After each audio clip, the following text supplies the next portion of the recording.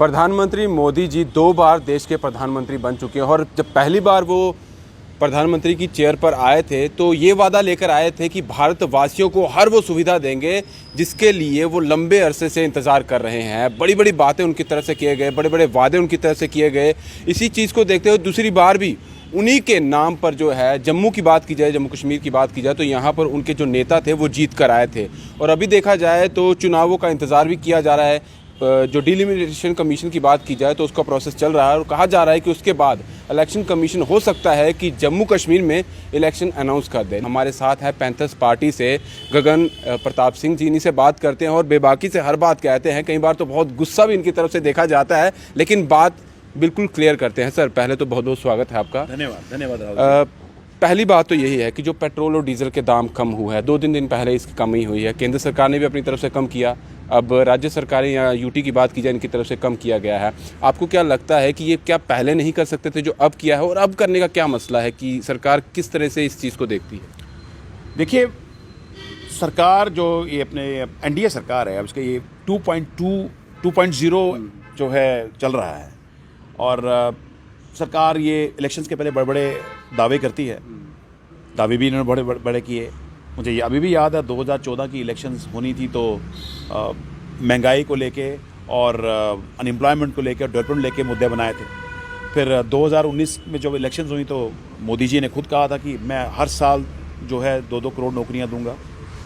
अब 7 साल हो गए हैं, मुझे बताइए वो नौकरियां कहाँ हैं? 14 करोड़ नौकरियां होनी चाहिए, तो इस हिसाब से कितने हैं वो नौकरियां? और अब महंगाई का आलम देख लीजिए, इट्स स्टिल अनएबेटेड, जो कि त्यों है। और unemployment that's soaring day by day, with every passing day it's soaring day by day. और अब जम्मू कश्मीर के अंदर देख लीजिए तो युवाओं को बहुत बुरा हाल है। अब पेट्रोल और डीजल के दाम कम हुए, इंट्रोस्पेक्शन आत्मचिंतन की करने की ज़रूरत है, क्यों हुए हैं ये? कहीं ना कहीं ये इशारा, अगर मैं कहूँ कि जो हिमाचल के रिजल्ट्स आए हैं बाईपोल्स के और कुछ स्टेट्स के जो बाईपोल के रिजल्ट्स आए हैं, उसका भी प्रेशर है। उससे आपको लगता है कहीं ना कहीं उनको डर आ गया? Political pressure. अब हिमाचल के साथ जम्मू कश्मीर भी पास ही है। हिमाचल जो है वो हमारा नेबरिंग स्टेट है, तो अब जम्मू कश्मीर की इलेक्शंस भी आनी है, तो अभी डर भी है कहीं की, क्योंकि महंगाई और जो ये फ्यूल के जो प्राइसेस हैं जो बढ़ रहे हैं, हर दिन जो है प्राइसेस बढ़ रहे हैं, तो ये कोई अच्छा संकेत नहीं है। लोगों के ऊपर जो आम आदमी की कमर टूट गई है, common man is suffering, you are burning holes in the pockets of gullible masses. अगर देखा जाए तो जब जो आम पब्लिक है, जो आम जनता है, वो त्रस्त तो हो रही है, प्रॉब्लम उनको फिर भी आ रही है, लेकिन बड़े सारे लोग, बड़े बड़े नेता फिर भी बीजेपी का दामन थाम रहे हैं। जहां बीजेपी को कमज़ोर दिखना चाहिए वो तो और स्ट्रांग होती दिख रही है। स्ट्रांग राहुल जी, ये सुपर बड़े बड़े नेता उनकी तरफ जा रहे हैं। ये कहते बड़ी दुकान फीके पकवान, एक पुरानी सेइंग है। और देखिए, ये पॉलिटिक्स है, ये कोई कॉर्पोरेट कल्चर नहीं है कि आप किसी एक कंपनी के जनरल मैनेजर्स को तोड़ के लाएंगे अपनी कंपनीज के अंदर तो उससे कंपनी राइज करेगी। They are coming with some ideas, they are coming with strategies. ये पॉलिटिक्स है, ये राजनीति है, और राजनीति में आपने दूसरी पार्टियों को तोड़ने का काम किया है। ये मैसेज लोगों में ठीक नहीं जाता है। मतलब कहीं ना कहीं आपको अपनी पार्टी के अंदर कॉन्फिडेंस नहीं है और आप जो है ऑपोजिशन को ख़त्म करने में तुले हुए हैं। ये आपका एजेंडा है, और प्रलोभन दे के भी तोड़ रहे हैं नेताओं को आप, और दबाव से भी उनको तोड़ रहे हैं। जो प्रलोभन में नहीं आता उसके ऊपर आप दबाव डालते हैं। पैंथर्स पार्टी में भी ये सेल लगाने का काम कर रहे हैं। आपको क्यों लग रहा है कि इस तरह का काम आपकी तरफ से क्यों ऐसा लग रहा है कि वो प्रलोभन भी देते हैं, या फिर दूसरी जो आपने वर्ड यूज़ किया कि कहीं ना कहीं धमकाने की, अगर सीधे तौर पर कहा जाए, उनकी तरफ से किया जाता है? क्या ऐसा किया जाता है? ये तो आप उनकी फेस कहते हैं ना, face is the index of mind. जो नेता आए हैं पार्टी के अंदर, उनके आपको शक्लों से नहीं पता नहीं चलता किसी दबाव में है। पॉलिटिक्स में हर चीज़ एक्सप्लेन नहीं की जाती Rahul, it is self explanatory. एक नेता ने एक पार्टी में 20-25 साल दिए और वहाँ पर उसने सियासत सीखी, एक सियासी मुकाम भी हासिल किया। फिर क्या आन पड़ी कि आपने उस पार्टी को छोड़ा? मैं किसी का नाम नहीं लेना चाहता, क्यों छोड़ा? कुछ ना कुछ तो कारण रहे होंगे, ये तो वही जानते हैं अच्छी तरह से। या तो भाजपा जानती है या वो नेता जानते हैं। और भाजपा का तो ये, आप एक प्रेसिडेंट है ना, आप अगर 7 साल हो गए इनकी हुकूमत चलते हुए, आप देख लीजिए कितनी जोड़ तोड़ की राजनीति इन्होंने की। दो नीतियां तो इनकी बड़ी पॉपुलर हैं, एक शोषण दमन की राजनीति और एक जोड़ तोड़ की राजनीति, उसमें ये माहिर हैं, और वो जम्मू कश्मीर में चल रहा है। They don't want to keep any opposition in front of them.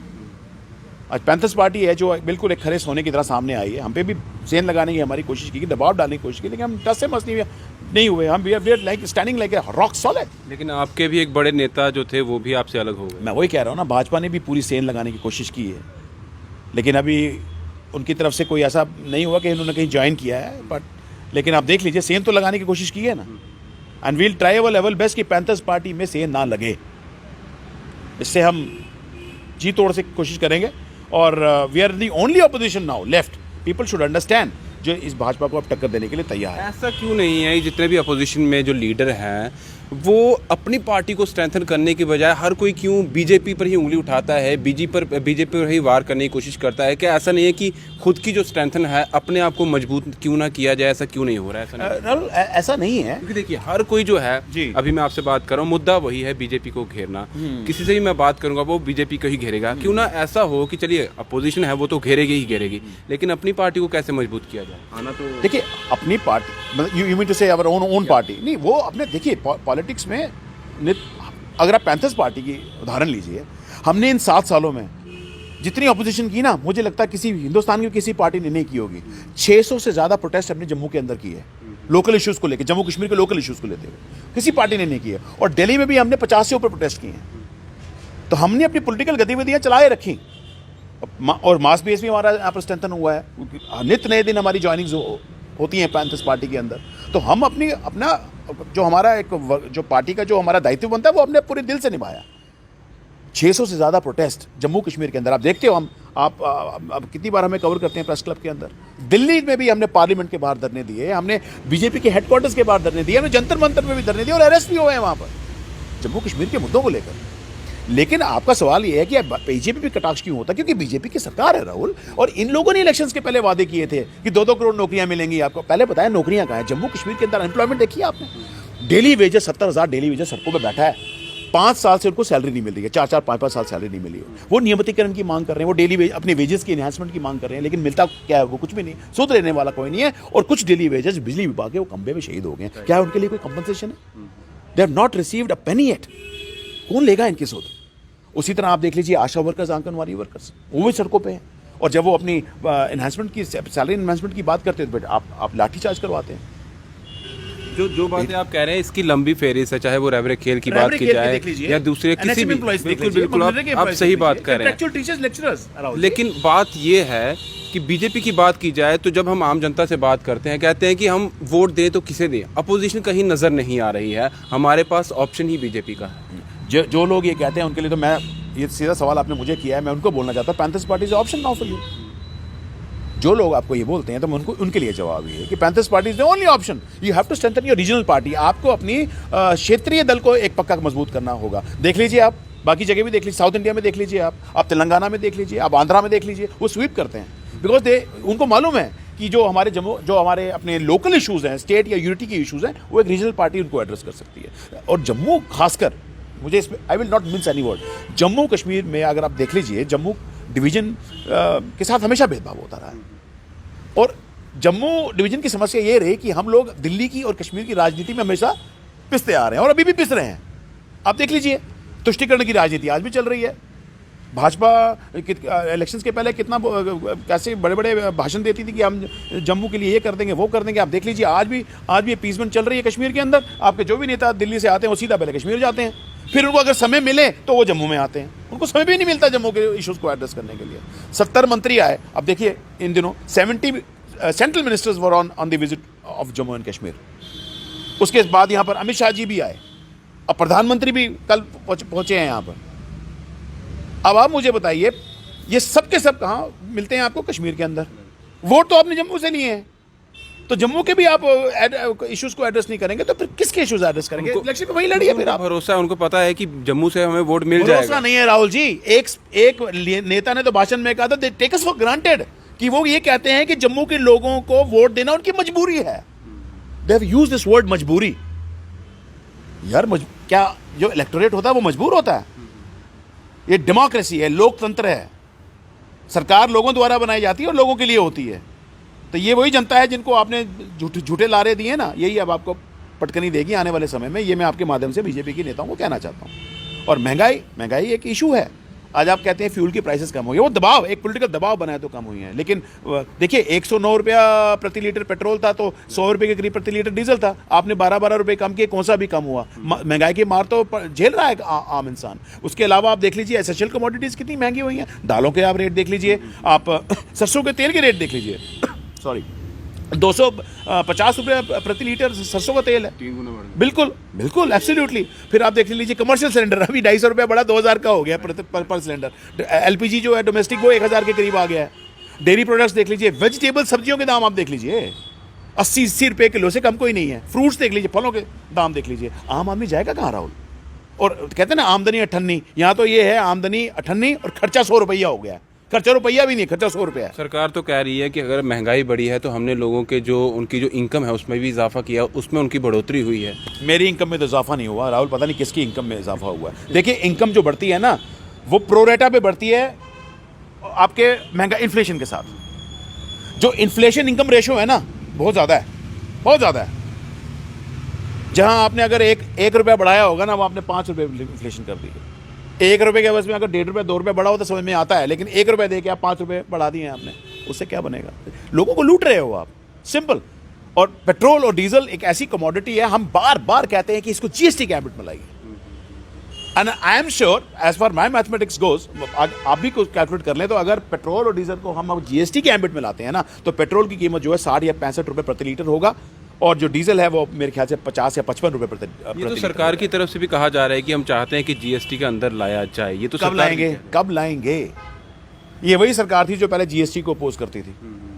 याद है जो कांग्रेस की हुकूमत हुआ करती है, जीएसटी को अपोज करती थी, एफडीआई को अपोज करती थी। अब इन्होंने जीएसटी भी लगा दी है, एफडीआई भी लगाया है। अब कब लाएंगे जीएसटी में? इलेक्शन के टाइम में तो नहीं लाएंगे। मुझे लगता है कि ऐसा ना हो कि जम्मू कश्मीर की इलेक्शंस आ रही हो, ये 5 स्टेटों की इलेक्शन आनी है, जीएसटी के हैबिट में आएगा, इलेक्शन के बाद फिर निकल जाएगा। ये भी हो सकता है। They can play any kind of political gimmick, Rahul.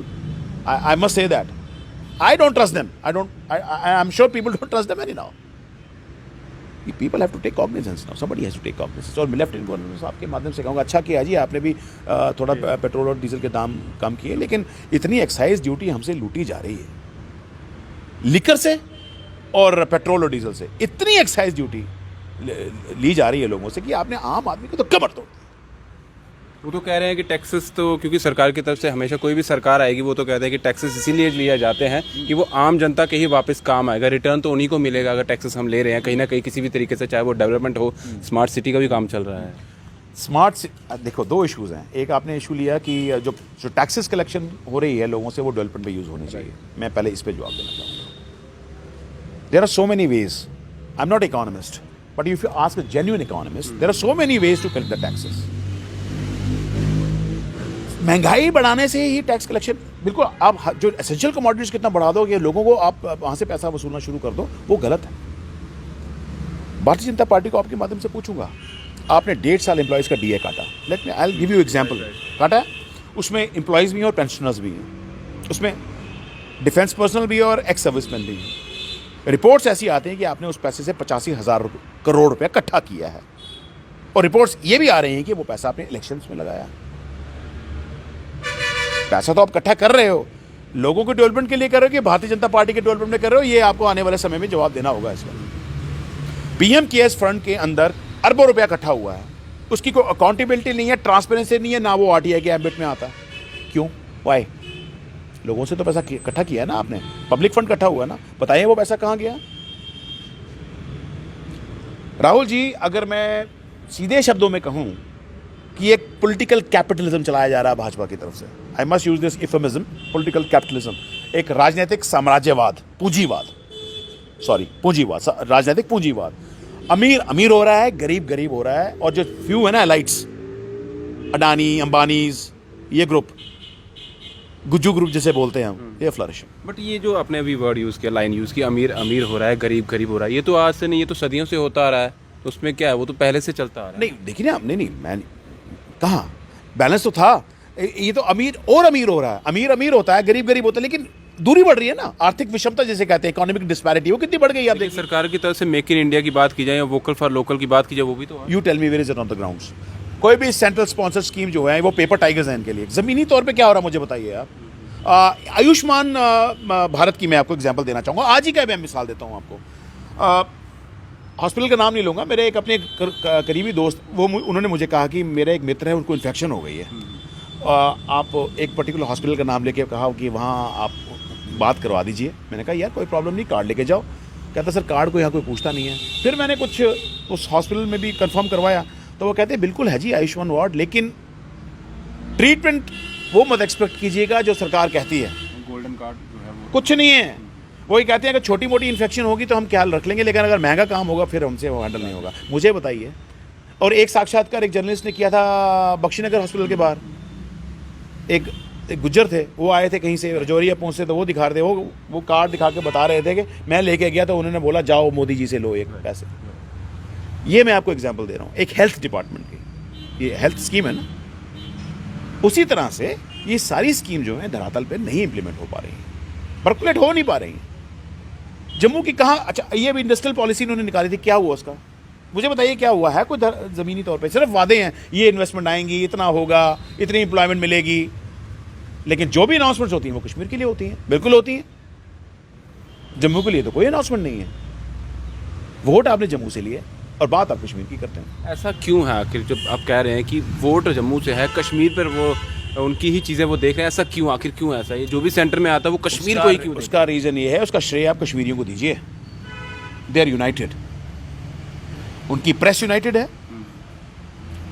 Political parties United है, शॉपकीपर ट्रेडर्स यूनाइटेड हैं, यूथ यूनाइटेड है और स्टूडेंट यूनाइटेड है। अपने कॉज के लिए वो एक हो जाते हैं। और जम्मू की ये समस्या रही है, मुझे कोई संकोच नहीं होगा कहने में, और शायद इसी आपके माध्यम से मैं ये एक मैसेज भी दूंगा समाज को। हमारे शॉपकीपर, हमारे ट्रेडर्स को भी, चैम्बर को भी एक होना होगा, हमारे मीडिया पीपल पर्सन इनको भी एक होना होगा, पॉलिटिकल पार्टीज जो लाइक माइंडेड पॉलिटिकल पार्टीज है, क्षेत्रीय दल, इनको भी एक होना होगा। और यूथ और आपके स्टूडेंट्स, इनसे भी अपील करना चाहूँगा, अपने मुद्दों को लेकर एक हो जाइए। हम लोग बिखर जाते हैं, we get scattered, we get wooed, we get swayed away by false bogies of the Bharatiya Janata party. Kashmir की बात की जाए, क्योंकि उन्होंने PAGD अपना अलायंस बना लिया था, है ना, क्योंकि वो मिल गए थे। बिल्कुल। यहाँ क्यों नहीं मिल पाते? जिस तरह से आपने कहा कि हमारे जो पॉलिटिकल्स कुछ रीजनल लोग हैं उन्हें भी मिल जाना चाहिए, बट वो मिलते नहीं हैं। राहुल जी बहुत अच्छा प्रश्न किया आपने। जब ये PAGD बनी थी तो उसके बाद एक जम्मू डिक्लेरेशन हुआ था, सही माने का। ये वो नेता नहीं जो जिन्होंने जम्मू डिक्लेरेशन का लाइसेंस बनाया और भारतीय जनता पार्टी में चले गए। जम्मू डिक्लेरेशन पैंथर्स पार्टी ने शुरू की।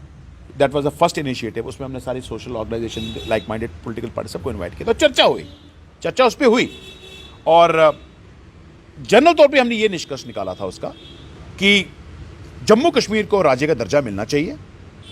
उसके बाद प्रॉपर डिलिमिटेशन होनी चाहिए। डिलिमिटेशन कैसी होनी चाहिए कि सीटों की में पैरिटी, सीटों में बराबरी होनी चाहिए। 90 सीटों की डिलिमिटेशन होनी है ना, हो रही है ना अभी, क्योंकि पहले 87 सीट थी, 4 निकल के 83 रहेगी, 7 और बढ़नी है 90। और जम्मू कश्मीर की 90 सीटों की परिसीमन होना है। हमने डिलिमिटेशन कमीशन के सामने अपना पॉइंट रखा कि 45 सीटें जम्मू के लिए और 45 कश्मीर के लिए। यह भी जम्मू डिक्लेरेशन का एक हिस्सा था, और उसके बाद तुरंत चुनाव कराया जाए। This was the 3 main contours of Jammu declaration.